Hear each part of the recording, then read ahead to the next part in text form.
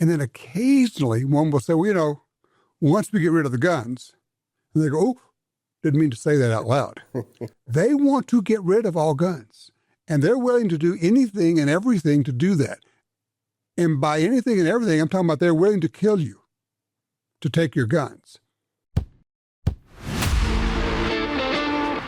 I'm Ryan Gresham, and this is Gun Talk Nation.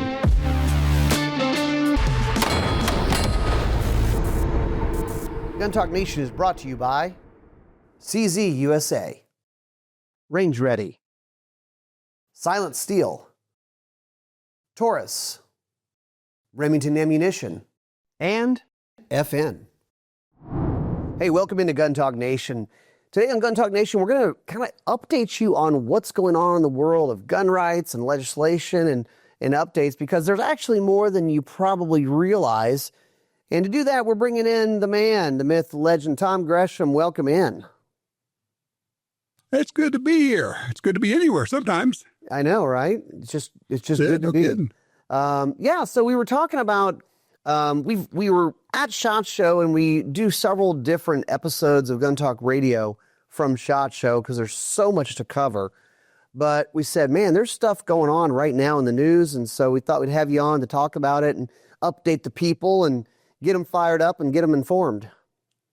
Well, and you're right. We cover a lot of stuff at SHOT Show, but it's all product stuff. It's new things that are introduced. And the problem is there's news going on during the weeks that we're doing that. And we recorded 3 shows there. And so that's 3 consecutive weeks of Gun Talk Radio where we had a lot of product news, but we didn't cover what was going on with gun rights. And we had, crazy stuff from the Department of Justice, from Jeanine Pirro, the Attorney General, or, the District Attorney, rather, U.S. Attorney from D.C. We got things going on in Virginia. We got things going on in New Mexico. All kinds of things happen all the time, so it's good to catch up. I was thinking about even internationally as I was looking into some stuff before we started. I know you're probably seeing and hearing it. Probably a lot of people are not because they have lives. But we follow this. The gun owners in Australia are really up against a wall down there right now. Yeah, they are. And our friend David Brown keeps me informed. He's one of the leaders of the Australia Shooters Union down there, and along with Graham Park, who's the president. So I do stay plugged in. It would be a good idea for anybody who's really interested in the Second Amendment here to follow what's going on in Australia. And you can just go to the Australia Shooters Union and find out what's going on there. There's also a really good YouTube channel called Aussie Reviews, O-Z-Z-I-E, Aussie Reviews. But yeah, they had a shooting there a few weeks ago, and in typical fashion, the moment that happens, they have all of these anti-gun moves that are already written out. They have their plan, they have their bans set up, and they're just waiting for the next opportunity, and they have rolled those out. And as they explained it to me, they don't really have national gun laws there, but they have gun laws in these different units, New South Wales and different areas. And so they're fighting those as best they can. And, they don't have a Second Amendment. And that's the one thing we look at what's going on there versus what's happening here. And while you could say, well, we still have to fight our battles here, we do. At least we do have the Second Amendment to work with. Yeah, we always have that to go to use. And when we're talking about this stuff along those lines, we always have it. You got bad countries and good countries for gun rights. You got bad states and good states. You got bad counties and good counties, metro areas, same thing, right? And there's kind of the usual suspects. And then it just depends on who's in office that year. One of the ones that I think that people know, California is tough for gun rights. They know that New York, Connecticut, those far left and West Coast and East Coast states can be tough. I think that one that flies under the radar that people don't realize is tough on gun rights is New Mexico. I mean, they've kind of had some things over the last several years, and they're pulling some stuff again, right? Well, they are. And I was one of those people who think, well, New Mexico, it's a good Western state. It ought to be good on gun rights. Now, when you think of New Mexico, you really ought to think of something like Oregon. I mean, it is far left. Mm-hmm. And you got Michelle Lujan Grisham, no relationship to you and me that we know of, and she's the governor there and rabidly anti-gun. And now they are pushing gun bans. They want to ban, what do they call it, gas-operated semi-automatics, which is basically all semi-automatic rifles, and want to ban standard capacity magazines. It's the regular shopping list of gun bans. And, you know, we can get caught up in the what are they doing and what are they trying to ban, and that makes no sense, and don't they understand it? We just need to stop. We need to stop and say this. They do understand. They know what they're doing. They don't want you to have guns. They don't want me to have guns. They don't want us to have any guns at all. And unless you understand that, you can't really fight it effectively. And you and I talked about this before, Ryan. It's like there's two different battles. There's the battle you put out there for the public, which is to say, look, criminals don't obey laws. There's no record anywhere in the United States of the various gun bans reducing crime. And we've tried everything. We've tried total bans. We've tried bans on semi-automatics. We've tried, restrictions on magazines. None of it ever reduces crime. Mm-hmm. And we can put that out for the public, and they can say, yeah, okay, that makes some sense because crooks don't obey the law. By definition, that's what criminals do. At the same time, I think it's really wise of us to understand what's really going on. It's a cultural battle. And frankly, what the left wants to do is eliminate our culture. Eliminate our culture. And one of the ways they do that is to eliminate firearms ownership. Now, I'm talking about all guns owned by private citizens. They would generally tell you that's not really what we want. Nobody wants to take all your guns away. They say that all the time. And then occasionally one will say, well, once we get rid of the guns, and they go, oh, didn't mean to say that out loud. They want to get rid of all guns. And they're willing to do anything and everything to do that. And by anything and everything, I'm talking about they're willing to kill you to take your guns. Once you understand that, you understand the battle that we're in. And the reason that we have to show up every single time and never, ever get tired of it. Virginia's just got a mess right now. And of course, they lost the election there. The Democrats took over. I think gun owners kind of got complacent, didn't get out there, didn't go vote, didn't make contributions to donations, didn't go door to door, sat on their butts and lost the election. And they are going to put through and they are going to pass some of the worst gun control laws in the country in Virginia. Actually, Virginia and New Mexico are pretty much the same right now. Yeah, it's pretty wild. And going back to what you're saying, I do it, you do, everybody does it, where you go, well, what they don't understand is like a semi-automatic is not an automatic. It just fires one round per pull of the trigger. Or what they don't understand is this really is not going to help reduce crime. It's not going to make people safer. And what you're saying is that's pretty much wasted breath because they know all this. They know that a semi-automatic is a semi-automatic. They don't care. They don't care. They don't care that it does nothing for safety. They're going to say over here, oh, well, this is for safety. And over here, they're like, I don't care. Basically, they would roll their eyes if they were not on camera. Well, they know that when we say things like that we're losing.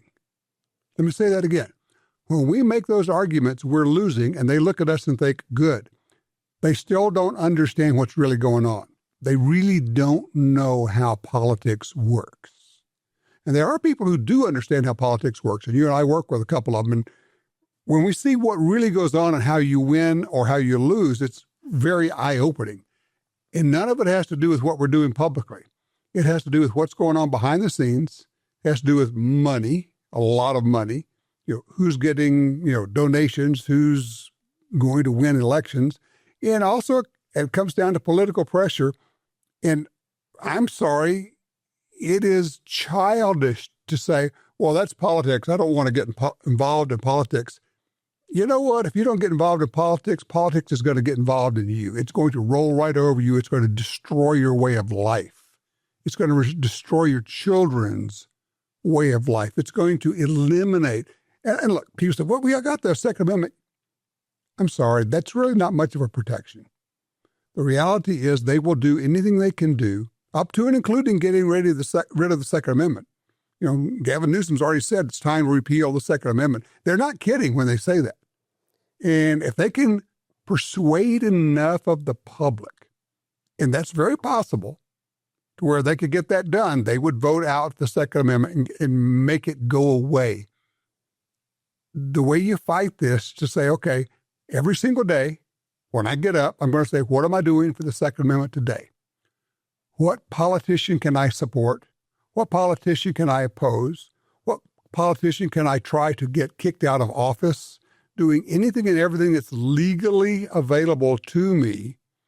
And sometimes it is, look, politics is sometimes ugly. It's a full contact sport. It's like, you know, in football, they say, well, you know, I can't believe that he's blocking him in the back. Sometimes that's just what you got to do. Right. And yeah, you might get a flag thrown on you, but you're still going to win the game because you were able to get that done. And sometimes we have to do things that may not be illegal, but they may be uncomfortable, and they may be things that you're thinking, well, we shouldn't have to do that. Like I say, it's pretty childish to think that, because they are going to do it to us, and they're going to do a lot more to us.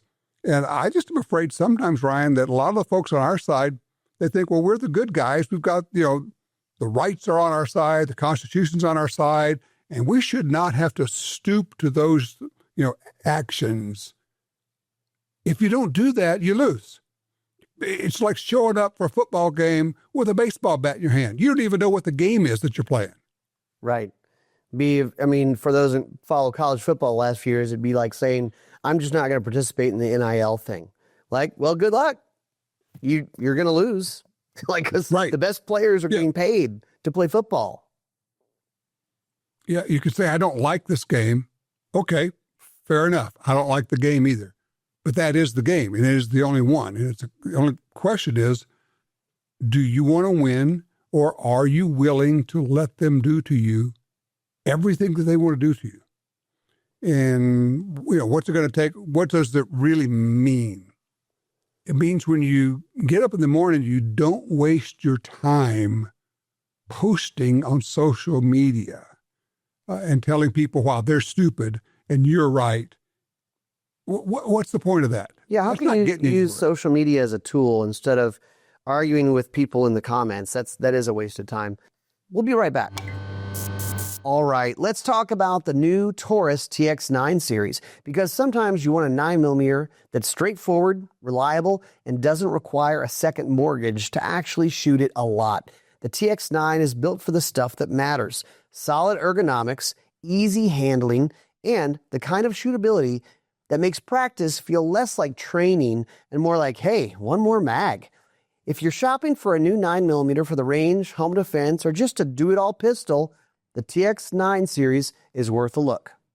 Looking to level up your hunt or tighten up those groups? Well, look no further than Remington Ammo. Yeah, the stuff in the green box is super accurate, and they've got everything from hunting ammo, shot shells, rimfire, match ammo. So check those out. Under rifle, they've got the Premier line, the Premier AccuTip, the Premier Long Range, Premier Match. Handgun, they've got even core-locked handgun. Of course, Golden Saber, you know it, you love it, you trust it. Wheel gun ammo. Shot shell, it doesn't matter if you're target shooting or hunting. They've got a lot of different options for you. And then, of course, rimfire. It's kind of the go-to. All in that green box. Remington Ammo. FN just dropped a bunch of new products. The FN 309 MRD pistol, high capacity, easy to rack slide, easy to load magazines, tested to 16,000 rounds. The new next generation SCAR series, 25 plus innovative upgrades with no price increase.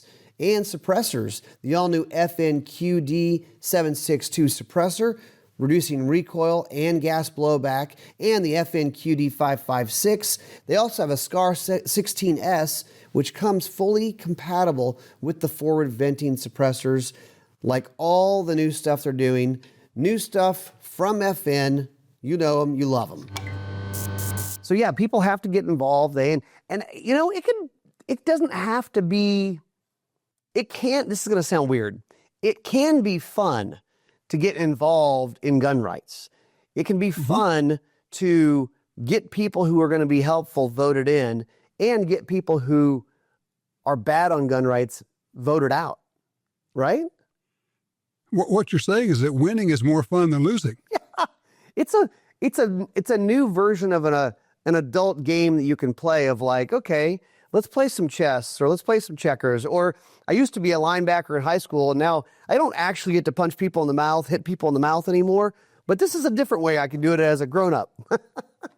You can kind of punch people in the mouth. But part and parcel of that, frankly, you talk about it being an adult game, is understanding what it takes to win and actually understanding what winning looks like. A lot of our folks don't even know what winning looks like. But part of that is saying, okay, I think it was Ronald Reagan that said, the person who is your 20% enemy is your 80% friend. You got to understand who your real friends are and quit picking fights and generating fights with people who are actually working alongside you. Maybe not, agreeing all the way, but basically working on the Second Amendment. You're saying, yeah, that's not the way I would have done it, but at least they're working toward gun rights and understanding that, your 80% friend is still a friend. Man, we do that so much in the gun community, whether it's gun rights groups or even just categories of gun owners. Oh, the FUDs and this and that. It's like, guys, I mean, it's fine to give each other a hard time when you're around the campfire or you're at the range, and we're guys, we like to razz each other, but we need to be like a really tight community when it comes to we have a common goal here as far as gun rights goes.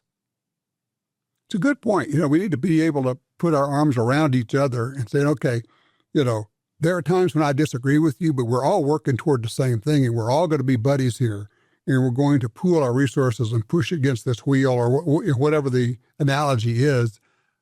But I swear there are some folks on our side, and often they're the loudest ones, who just want to try to destroy others within the gun community.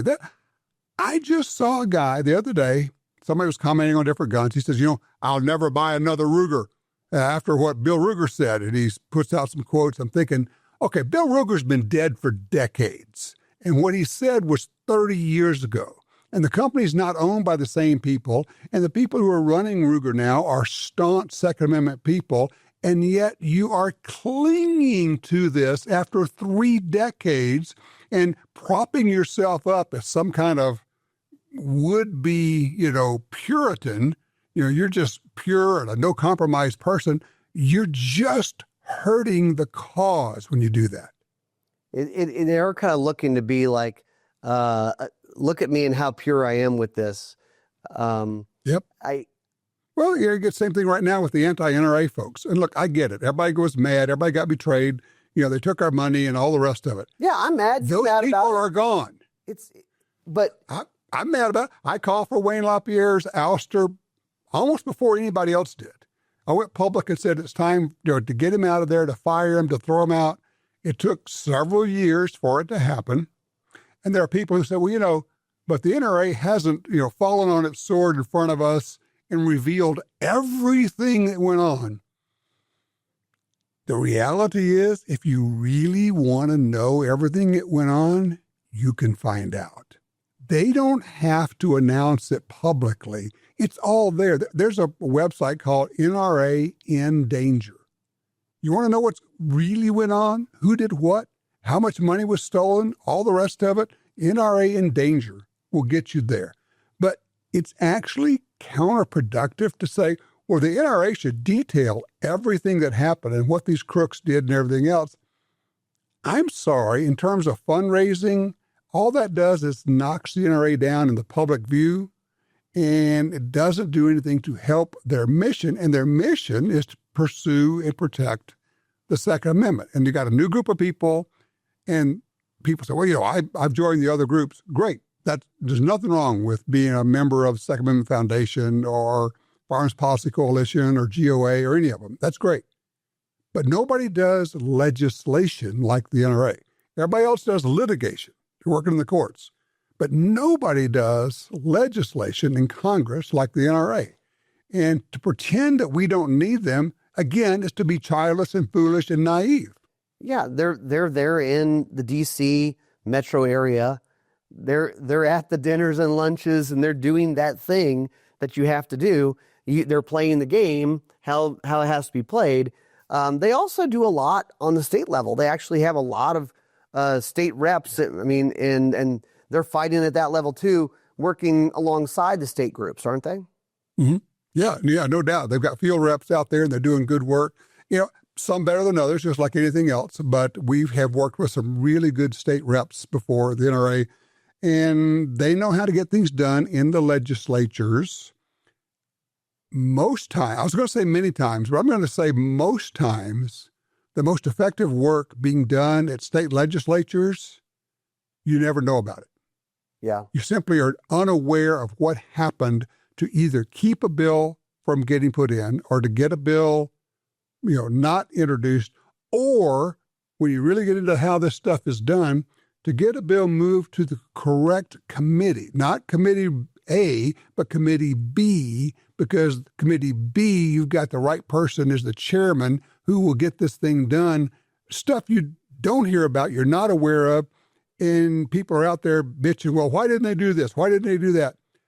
The reality is, I'm sorry, a lot of times they did do all those things. What you're really saying is, I am unaware of it, which means that I'm not really paying attention and I'm not plugged in the way I should be, but I'm going to publicly bitch about it anyway. Yeah. Yeah, there's 10 bad bills that got killed and never even made it into a committee because they're doing the back end work. Right. Yeah, it's like, I watched one thing. I was trying to figure out what was going on. Turned out, and I think you were there in that room. We were talking in this committee meeting, and it's just going on and on and on, and it's taking forever. And then like 2 or 3 people on the committee got up and left, legislators. And immediately a vote was called, and we got to pass the bill we were trying to pass. And I asked later, I said, what just happened? And they said, well, we arranged there were 2 people on this committee who had bills that were being heard in another committee, and we made sure that the bill that they had to go speak on was going to be called at the same time we were in this committee meeting. We got them out of the room, and when we did, we had the majority and immediately called for the vote, and we won. I thought, oh, that's how this game is played. Once again, don't even know the rules, man. Right. Yeah, it's interesting. What else has been going on in the news lately that we haven't talked about? I mean, there's been, the state level stuff. There's been legislation stuff. There's been ATF stuff. There's actually been. We got probably going to get a new director of ATF, and everybody says he's going to be good. So fingers crossed. I mean, yeah, we can all say we shouldn't have an ATF, but we do have an ATF. So if we're going to, it'd be better to have a good director. Yep. Another thing just to report as far as the suppressor thing. I mean, everybody knows the $200 tax stamp went away. You don't have that $200 fee anymore. I think they said normally there's about 2,500 applications per day. And on between like January 1st and January 10th or so, there were 250,000 applications sent in, which is crazy. But the good news is KJ just got one, and I think it took 9 days. So he was in that bulk of like hundreds of thousands of applications. They're still cranking them out and approving them. So it's not like all of a sudden now we have a 9-month back order again.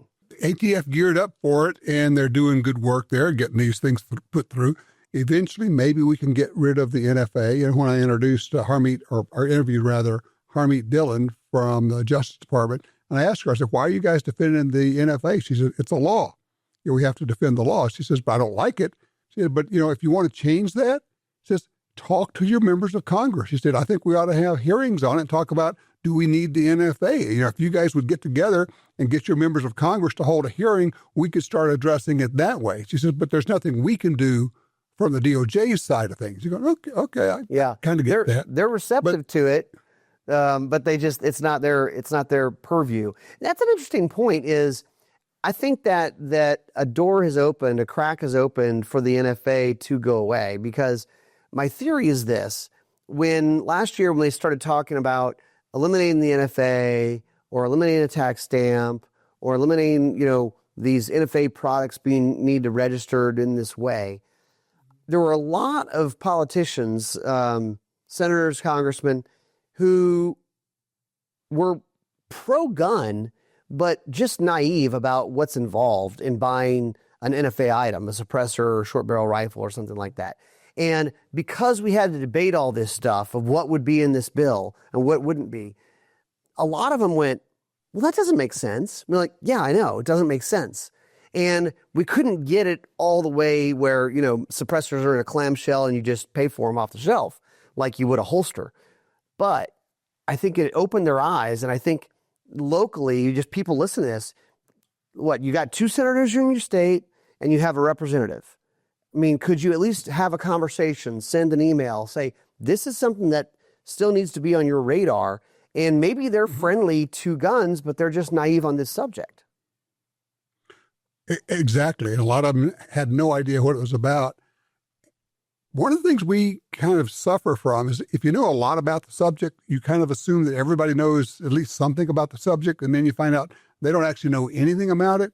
I'm going all the way back to when you were talking about Australia, and there's been a lot of talk with these people trying to do the gun bans there, and now they're wanting to ban belt-fed long guns. And we're going, belt-fed? That would be cool to have a belt-fed gun. I mean, we're talking about a machine gun, belt of ammo. No. When they're saying belt-fed, they're talking about a shotgun, and you have rounds on your belt. What? And you are pulling individual rounds off your belt and putting them into a shotgun. That's a belt-fed shotgun to them. What? Yes. So what we're hearing, belt-fed shotgun, and what they're saying is a completely different thing. And it's not an accident, and it's not a mistake that they're using those terms. They have done the research, they've done the focus groups, they realize we can confuse the public. It's very much like the term assault weapon, which was studied and focus grouped, and they said, the public doesn't know the difference, and we can convince the public that a semi-auto is actually a full auto, and that's been the basis of gun bans on semi-automatic firearms for the last 30 years, is the intentional confusion of the public between full auto and semi-auto. Intentionally confusing the public. And they don't do it just about guns. They do it on a lot of things. I think a lot of people would acknowledge that. Hey, we'll take a quick break. We'll be right back. What if you could be significantly better with your firearms in a short time? At Range Ready Studios, we offer handgun and rifle classes to help you be the best you can be. You'll be safer, more competent, and just better at the range. We also offer special experience classes, which include the gun, the ammo, the gear, and the training. Learn more at rangereadystudios.com.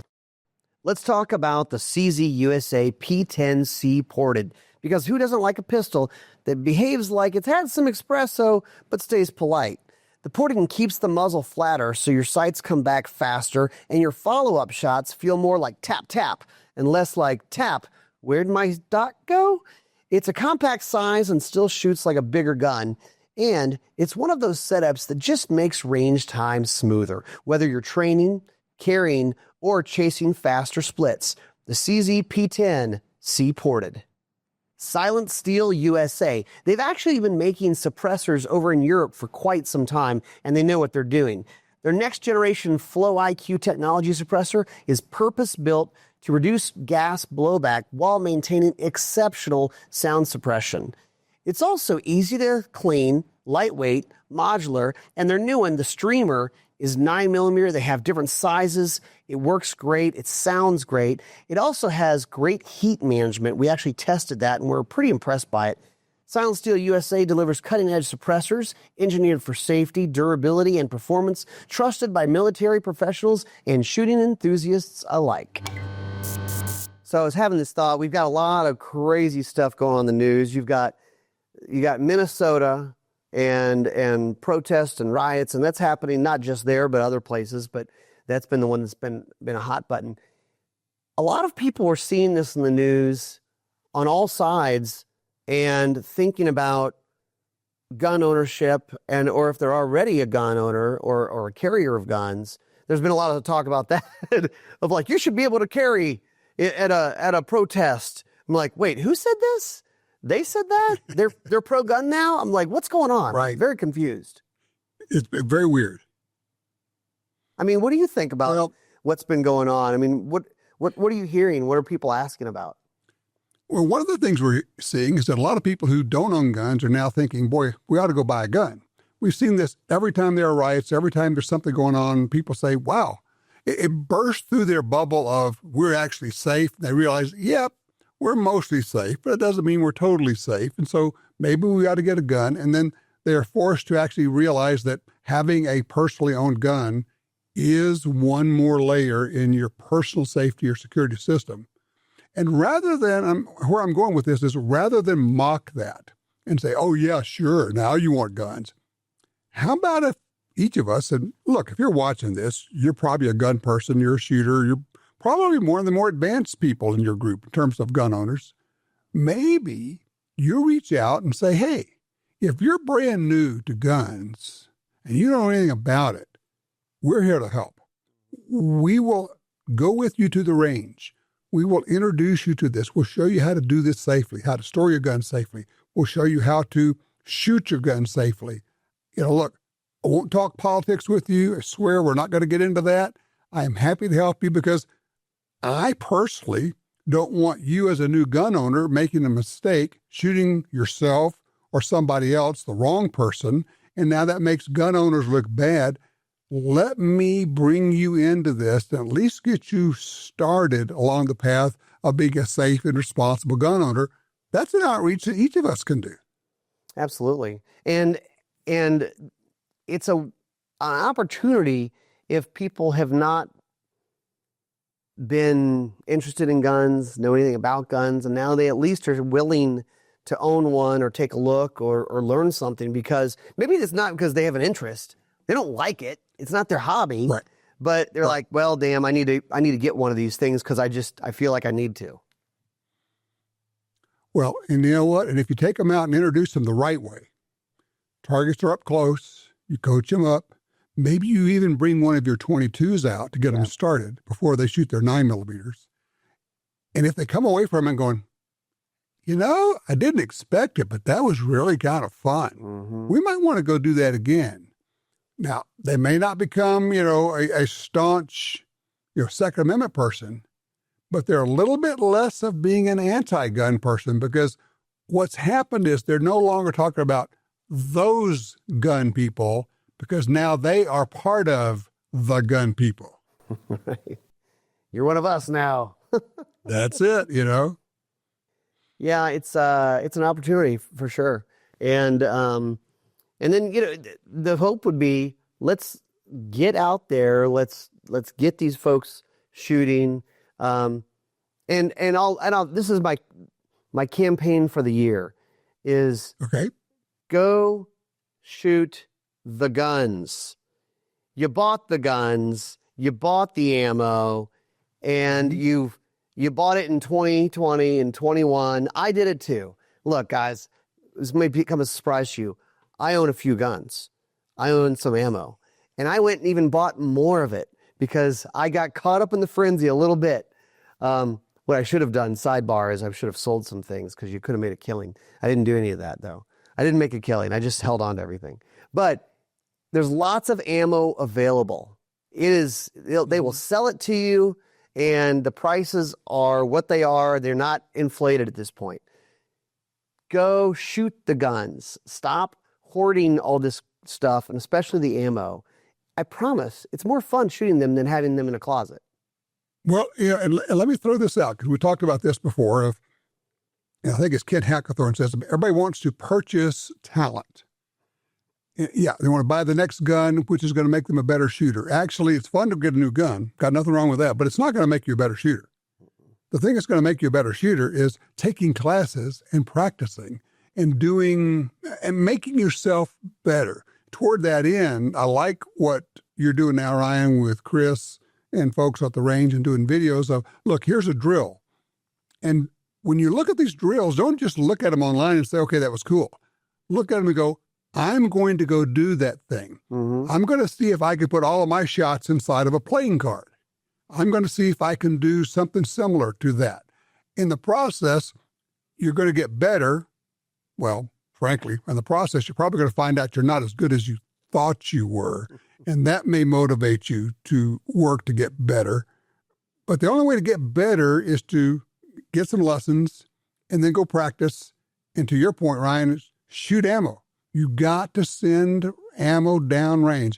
Dry fire is fine, but dry fire teaches nothing about recoil management. And a lot of what we're working on at the range is recoil management, isn't it? Yeah, recoil management, trigger press, which, I mean, it's easy to have a good trigger press in dry fire. It's when you start having recoil and the blastiness, and recoil doesn't hurt. It doesn't hurt. Most people, it doesn't hurt them. It's just the blast and the noise and the gun bucks in your hand. And eventually everyone can start yanking the trigger because of anticipation of the recoil, right? I don't care who you are. The best shooters in the world will tell you, oh yeah, if I'm shooting a bunch and I'm shooting some heavy loads or whatever, and I can get tired, and then you start kind of trying to control the recoil, and then you're shooting low and left and off the target and everywhere, which I've never done that myself, but I've heard people do it. You've heard people. Yeah, I've heard about it. Yeah.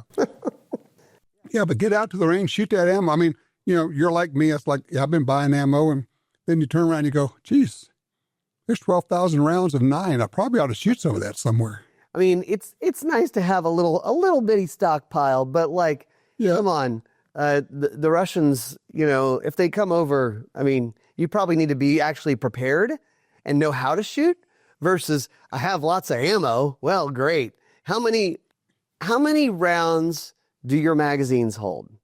And how many magazines do you have? Have you shot the gun? Okay, let's put a fine point on it. What should you be able to hit? Let's just say, how about a 9-inch paper plate? Just to pick something, right? That's a really big target. You should, at all distances with your carry gun, out to, let's just pick a number, 20 yards. Not 20 feet, 20 yards. You should be able to put 100% of your shots in a 9-inch paper plate. Does that sound reasonable to you, Ryan? Yeah.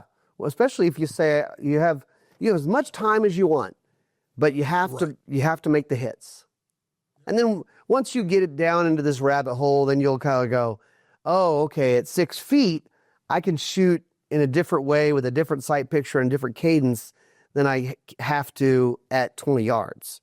But you have to shoot to get used to that, because otherwise, if all you do is load your gun on the table at an indoor range, and then you pick it up and you kind of waggle around and you kind of get comfy, and then you go, oh, here we go. Kaboom, kaboom, kaboom. You've never shot faster than that. You've never shot at old crap speed, because your range says no rapid fire, except that, why do you own the gun? Well, it's for self-defense. So how fast do you think that you would shoot if someone's running at you with a knife? Are you going to go kaboom, kaboom? No, you're not going to be doing that. Come on. No, you're going to be going pop, pop, pop, pop, pop. Yeah. Just like that. And then the gas pump's on fire because you couldn't hit anything. You're on the news. The other part of it is, if you're shooting slow like that at a range, and you're not putting all the shots right on top of each other, then you really need some work, because at that slow speed, at anything out to 15 yards or so, you should be able to cover all your hits with the palm of your hand. I mean, absolutely. That's just not that difficult.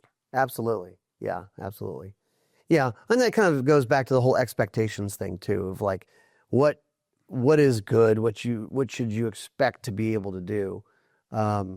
So yeah, I mean, it kind of depends on the distance and the speed and all those things, but you don't want to have a lot of stray bullets. They say hits count, only hits count. So only hits count. Oh yeah. And by the way, you're responsible for every bullet that gets fired, no matter where it goes, no matter where it stops, it's still your bullet.